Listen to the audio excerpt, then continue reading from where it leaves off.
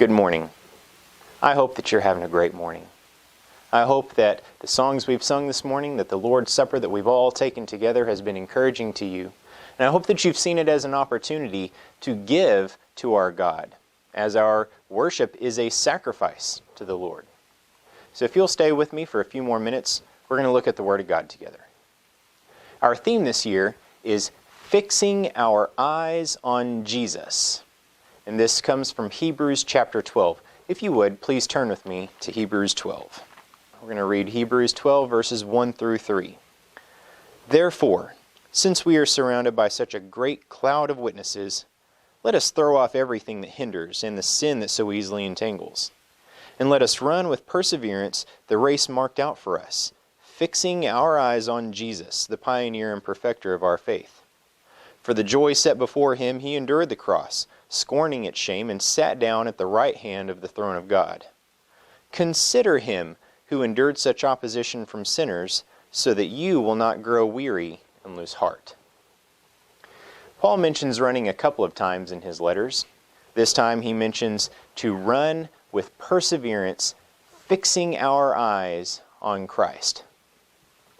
Now, for those of you who may not be aware, running is hard.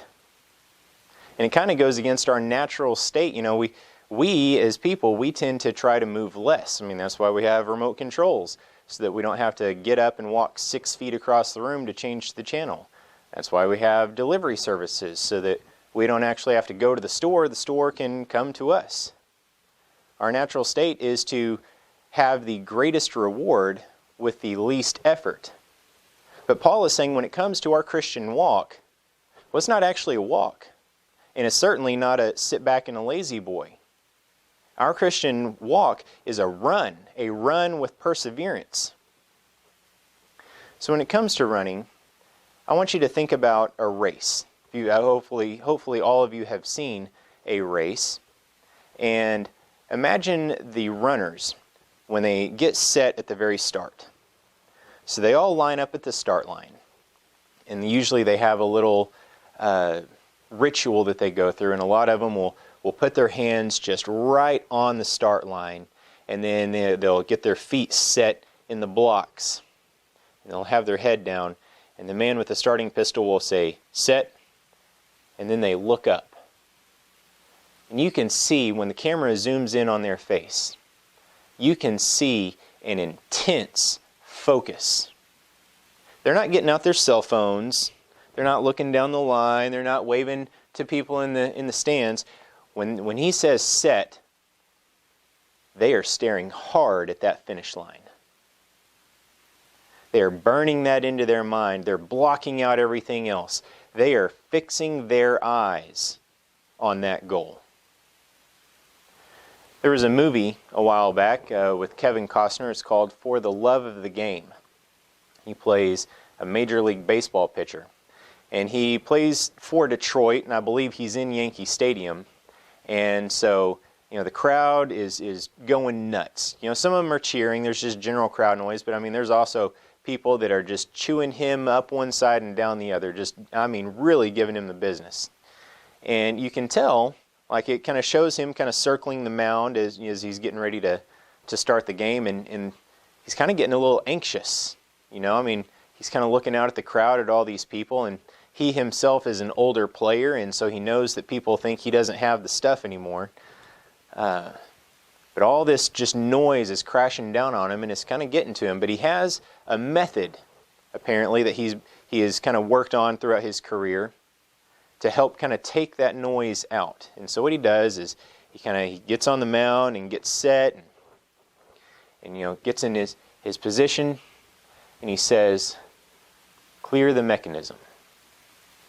And in that moment, all the noise of the stadium, the cheers that are going on, the hecklers that are throwing insults at him, the cars out in the parking lot, just the noise of the city all around him just dies down. To him, it just dies down. And even goes so far as to show that everything else blurs out. He doesn't even see the crowd anymore. He just sees what's right in front of him, what he's focused on, which is the catcher. And so now it's no longer about him proving to the hecklers that, he's really pretty good, that he's not trying to appease the crowd that's cheering. He's not trying to show the cameras watching that, he still has what it takes to be a professional pitcher. It's just a game of catch because he is focused only on that. I imagine that's what those runners there at the start line are doing as well. They're fixing their eyes on that goal line and excluding all else. Almost like they have Superman's laser vision and they're trying to burn a hole in that finish line. Well, Paul tells us to fix our eyes on Jesus.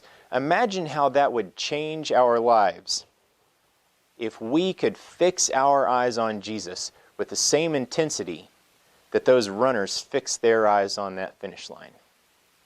Now, it is important to note that Paul says, fix our eyes on Jesus. He doesn't say, fix your eyes on abstaining from sin.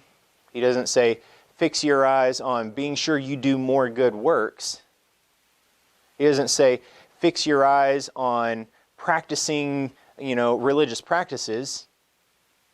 He says, fix your eyes on Jesus. If we look at Philippians chapter 3, verse 10, it doesn't read, I want to know how to stop sinning. It doesn't say, I want to know how to be sure that I'm being the best me that I can possibly be. No, it says, I want to know Christ and the power of His resurrection, to share in His suffering and conform to His death. My goal is on Christ, not on managing my sin and my good works. And we know that Paul says, he'll be the first to tell you, he's a sinner. He says, oh, wretched man that I am. He says, the things I want to do, I don't do. The things that I don't want to do, I do. And yet he's not saying, well, you know what, my focus, what I'm going to set my eyes on, I'm going to fix my eyes on getting rid of this sin in my life. And I'm going to fix my eyes on being sure that I'm a really good person. No, he says, I'm going to fix my eyes on Christ. And often, we kind of fall into this mindset of trying to manage our own sin versus good deeds life. We think that, if we can just work off the sin, or if we can just kind of white knuckle our way and not sin anymore, and we can at the same time kind of add more good works, then we can kind of balance the spreadsheet, kind of like these are worth +1 and these are worth -5. So as long as we have 5 times as many good deeds as we do the sins in our life, then when we get to heaven, we turn in our report card and say, "Here, God, I made a B+. That's a passing grade, right? So can I come in?" No, that's not how it works.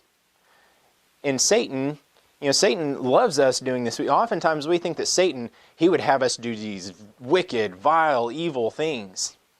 I don't think Satan cares if we do necessarily these awful, evil things. Satan's focus is to drive a wedge between us and Jesus. And when we're focused on trying to manage our own lives, we're cutting Jesus out. See, Jesus came to take care of this stuff. Jesus' blood covers the sin. We cannot work off our own sin. Only Jesus has the power to negate all of this. We're not saved by our own goods. We cannot work hard enough to earn our own righteousness. Galatians 2:21 says, "For if righteousness could be gained through the law, or in our case through good deeds, if righteousness could be gained through good deeds, Christ died for nothing." Okay, when Christ was praying in the garden that night before He was crucified, and He said, "God, if there's any other way that this cup can pass from me, if there's any other way, let's do that." And surely God had the thought, well, I guess they could just try and balance things out. I mean, you don't necessarily have to die. They could just try and not sin and work a little bit harder, and that would work, right? No, we can't balance our own spreadsheets. We can't work off our sins. We can't work harder and earn righteousness. But yet we try to focus on that so much that we cut Christ out. And Paul is saying, no, we're not supposed to focus on these things. We're supposed to focus on Christ. Now, don't go anywhere just yet, because we're not done, and I don't want you to walk away thinking, oh, well, youth minister told us that we can go rob a bank because it doesn't matter if we're sinning or not. No, it does matter. It matters a great deal. Okay?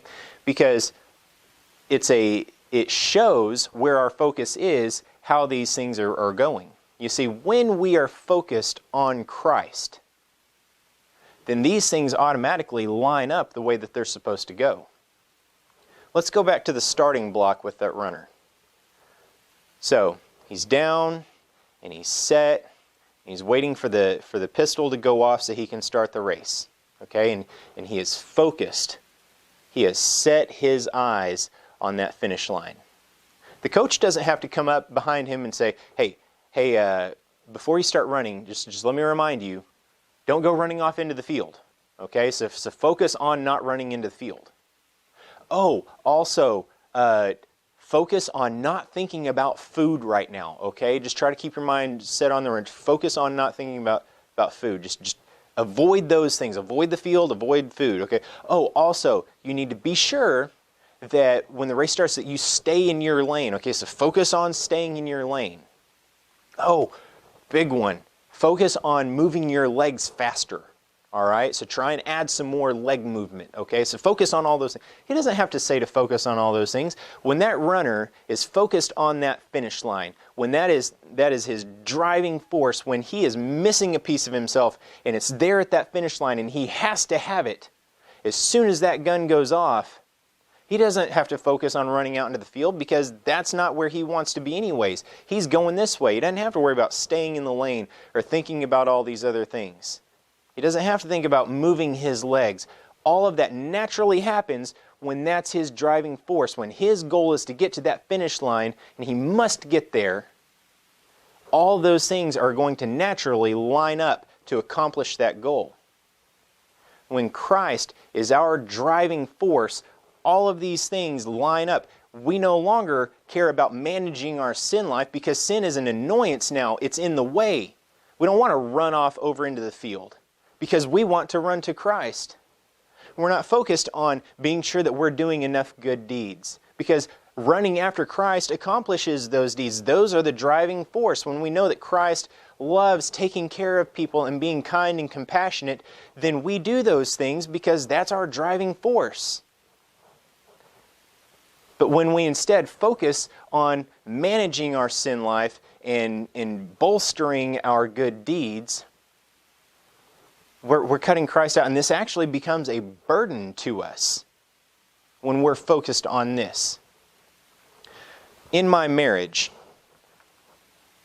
if I'm focused on my wife, okay, and I'm focused on loving her and guarding her spiritual health and her happiness, when I come home, and if she were to say, hey, sweetie, would you take out the trash?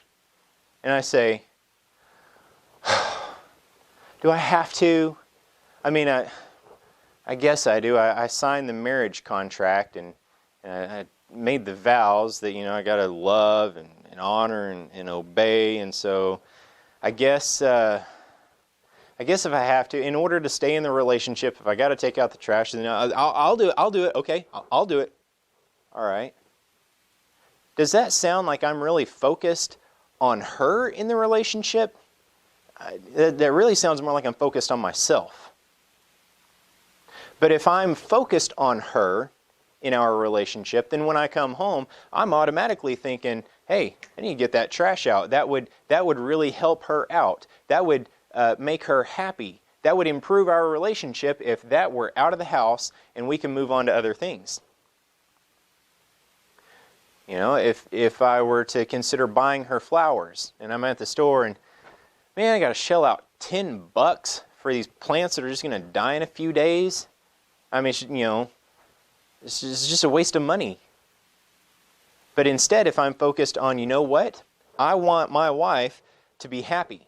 And these flowers, they're going to brighten her day. They're going to lift her mood. And that's what I want. All of a sudden, a $10 investment isn't that big of a deal. I'm happy to do that for her because that's what I'm focused on. I'm not focused on myself. I'm focused on her.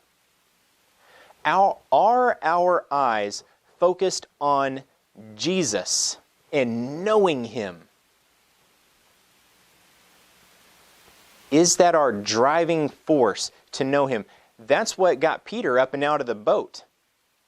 When they were in a boat on the lake and they saw Jesus walking by on the water, Peter fixed his eyes on Jesus and saw a straight line to Him and said, that's where I'm going. I don't care about anything else. Everything else lines up because he saw Jesus and fixed his eyes on Him.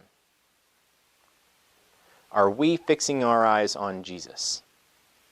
Now, from time to time, yes, we are like Peter. And we take our eyes off of Jesus and start looking around at the world. And that's when Peter started having trouble. And that's usually when we start having trouble, when we think, you know what, I got this. I mean, I can just grit my teeth and get through temptations and just try and avoid the bad stuff.